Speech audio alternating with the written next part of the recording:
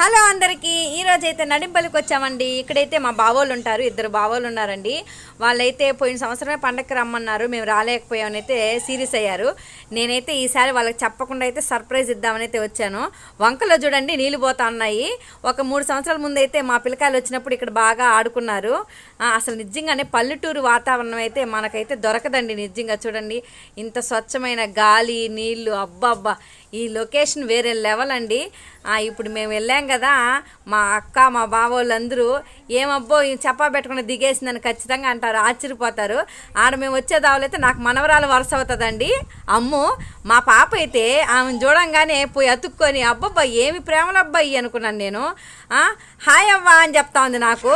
చూసారా ఎంత పెద్ద మనవరాలో నాకు అప్పుడే. అంటే వాళ్ళ డాడీ నాకు కొడుకు వరుస అవుతాడు కాబట్టి ఆ పాప నన్ను అవ్వ అని పిలుస్తుంది.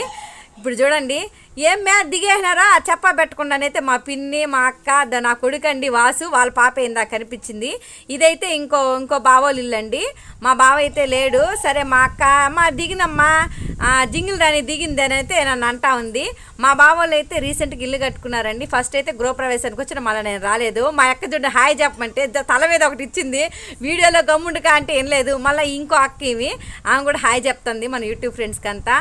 ఇల్లు అయితే వేరే లెవెల్లో కట్టారండి. మా బావ నేను పిలిచినప్పుడు రాబాక మాకు చెప్పా పెట్టకుండా రా అని చెప్పినైతే ఫోన్లో తిట్టినాడు. సరే ఏం కావాలి మేడం నీకు అని చెప్పినైతే ఫోన్ చేసి నీకేం కావాలి తెస్తానన్నాడు. ఇట్లాంటి ప్రేమలు ఉంటే ఎక్కడ వెళ్ళబుద్ధి కాదు కదండి ఎవరికి.